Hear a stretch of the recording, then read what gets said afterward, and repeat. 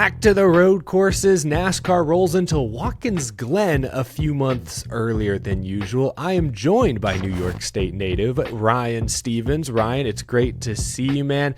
It's a different month, same old Watkins Glen, but not really, because they've added tire barriers, tire packs to turn 5 to turn 1. Could also see some wet weather conditions. The forecast for Saturday and Sunday not looking too great. Could be a ton of variables. Let's get started though, Ryan, with Chase Elliott. He's the most recent Cup Series race winner. For a time, he seemed to own Watkins Glen, won here back-to-back in 2018 and 2019, finished second in 2021, but Chase Elliott's been in a drought. He hasn't won a road race since 2021 Road America. He hasn't even led a lap in the last 10 road course races. But I want to start here, Ryan. Do you feel like Chase Elliott could turn back the clock a bit this weekend at Watkins Glen? Well, I do like to look at the recent sample. So, like everything we saw road courses in 2025, and then we saw Coda earlier this year. And Elliott is a very interesting case, not only because he used to dominate, like you said, but where he's been running in these isn't what we're used to seeing. In that 7 race sample, he's around the mid-teens in average running position. But the thing about him is he does have 5 top 10s in those 7 races. So he's finding a way to get there at the end. Only SVG, Bell, and Reddick have more top 5s than him in those 7 races. So he is great with strategy. The whole team is, and finding his way there by the end of the race. When we get to the Glen specifically, though, it's been largely about showing up fast and qualifying well. That seems to translate to these good results here. Those back-to-back wins that he had before here, he qualified 3rd and 1st. In the other races, he finished 2nd and 4th. He qualified 11th and 1st. But recently, they just haven't brought any speed here. He's just buried in the pack and hasn't been able to move up through the field. So he's an interesting one to watch during practice and qualifying. With weather, I don't know what we'll get, but we'll see. And if he does show up fast, then yeah, I think he's got a good shot here. But they just haven't been able to do that at the Glen in recent years for whatever reason. We can talk about Shane Van Gisbergen now, the elephant in the room. In fact, there are 2 drivers pulling triple duty. That's Shane and Connor Zilisch. Friendly teammate rivalry there. Excited to see that 3 different times this weekend. SVG ran a solid 17th at Texas, so now he's only 27 points below the cut line. I've been calling this race a must-win for his chase chances, all the bonus points that come with winning today. He finished 2nd at Coda, did earn 10 stage points, however. He said this weekend when we talked to him that he doesn't like racing in the rain, even though he's really good at it. Is SVG still far and away the guy to beat at this track at these races? Yeah, he's basically a cheat code on the road courses. And we saw him win in the rain too, so he can say whatever he wants, but we've seen him fast in rain conditions. And in that 7-race sample I talked about with Elliott, he's got 5 wins in those 7 races. He's ran over 80% of his laps inside the top 5 in that sample set. The next best is Christopher Bell, around 40%. So he's more than doubled that. He's the one to beat on Sunday. And I don't think we need to overthink this. That's kind of what we've been talking about in the Win the Race Discord. Just it's SVG, and then, we'll see who maybe has it during practice and qualifying that can maybe run second behind it, but we'll see what happens. Yeah, if I recall, this was one of the races last year he won by a double-digit seconds. So, yeah, I think it's safe to start with SVG, but maybe we finish with Connor Zilisch. Zilisch finished 14th at Coda a couple months ago, but that was despite getting spun out a couple of different times in turn 1. He won an ARCA race at Watkins Glen. His O'Reilly Series debut, he won at Watkins Glen. He's run 5 career races here across multiple series. He has 3 wins himself. We saw him and Shane go back and forth in the O'Reilly race here a year ago. Things got a bit ugly. Can Connor Zilisch challenge SVG and other series vets this week, you think? I think the race will be more fun, obviously, if he can. And he's had flashes in this car, multiple times. He was the fastest car on the track at Coda. But that's the thing, and I'll monitor this. You need to show up fast. His qualifying efforts haven't been great. So he's having to battle through the field. And because of that, it's not really ending well for him. I know this sounds obvious, but he needs to show up fast, needs to qualify up front. And then I'll be kind of rethinking this and saying, maybe this is the one where he's going to challenge SVG in the Cup Series. It's a good point, because if you go back to Coda, it was weird. Zilisch qualified 25th.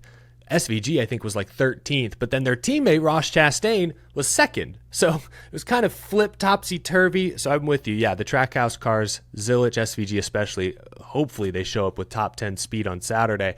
There are only two drivers, I believe, who can say they've beaten SVG head-to-head on a road course in the next-gen car. Tyler Reddick at Coda, obviously this past spring. I think Reddick, he's won a few road races now in his Cup Series career. His best Watkins Glen finish is only 7th, but I think he's one to circle. And then Chris Buescher. We all remember that battle in 2024, late restart. Granted, Shane was in the Colleague 13 car, maybe not quite the equipment he's in now, but Buescher's coming off a top 5 finish at his home track. He's finished 3rd, 1st, 7th, and 9th at Watkins Glen in this car. Can Chris Buescher maybe spoil the party, score himself another win at the Glen? I'm not sure if he can win again. Again, I'm just so high on SVG here for obvious reasons, but there are only two drivers with top 5 finishes in back-to-back Glen races. That is SVG and Chris Buescher. And there's only 8 drivers who have run at least half their laps inside the top 10 in the last few Watkins Glen races, and Buescher is obviously one of them. I expect him to be good, but winning is a tall task. He does have a really great pit crew this year too, so if that comes into play, it's something that I think he could, gain some time on a track here where you're going to need to gain time to catch SVG. Yeah, track position will certainly be important, and that's a great point. That 17 team has popped up frequently in like top 5 pit crew rankings I've seen from Fox, NASCAR Insights, from you guys. So that's a solid asset to have in your back pocket for sure. We'll wrap up with this, Ryan. We'll kind of open things up. It's a road course. It's a little different. Who else might be competitive? Like we haven't really talked about them yet, but like Christopher Bell, the Gibbs guys, Bell, Gibbs, Briscoe. I mean, C. Bell was 3rd at Coda. I think he was 2nd in this race 1 year ago. The Hendrick guys, Larson, Byron, they're road course winners. So who are a couple names maybe that you're keeping a close eye on Sunday?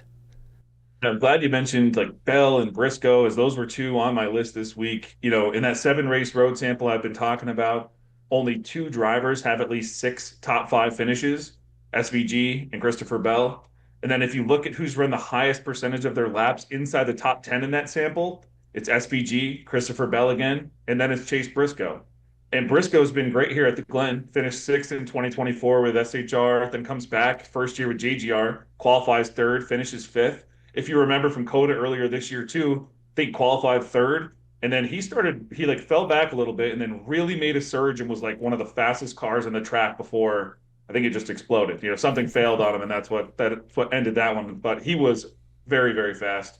So let's just stick with that killer B theme. You mentioned Byron quickly, Buescher, Bell, Briscoe. So let's go Blaney.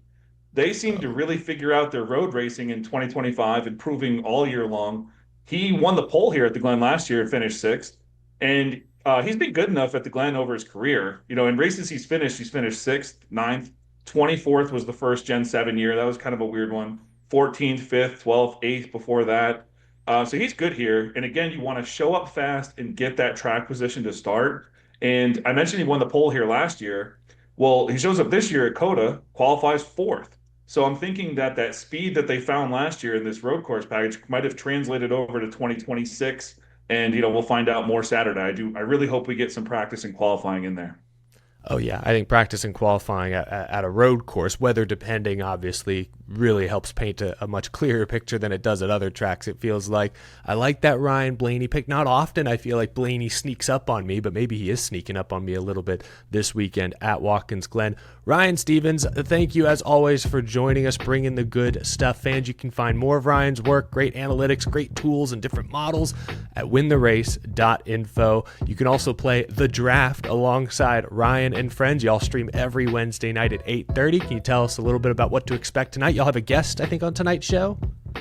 Yeah, we have Kyle Robert from the Angle of Pursuit podcast. They do great NASCAR content all week long and all weekend with their newsletter and everything that they're doing. So looking forward to having him on. We had his partner in crime, Brian, on, who actually beat us this week. He was filling in for Phil. But we will draft. You beat us too. Maybe we gotta up our game a little bit here. But we'll keep trying. We draft one driver from 8 different teams plus a bonus driver. So we're gonna have 4 guys on there, all drafting 9 drivers. We'll talk about a lot of stats, good data, things like that. So if you want to come in, hang out, the chat's always a lot of fun. Check it out tonight, 8:30 p.m. You know what they say, a blind squirrel finds a nut every once in a while. Watkins Glen should be a lot of fun. I'm sure everyone's going to get back on track. A lot of good drivers, a lot of good teams will be locked in this Sunday. Ryan, thanks for being on. Fans, thanks for watching, and we'll talk to y'all again soon. Enjoy the race. Thank you. Enjoy Watkins Glen, everyone.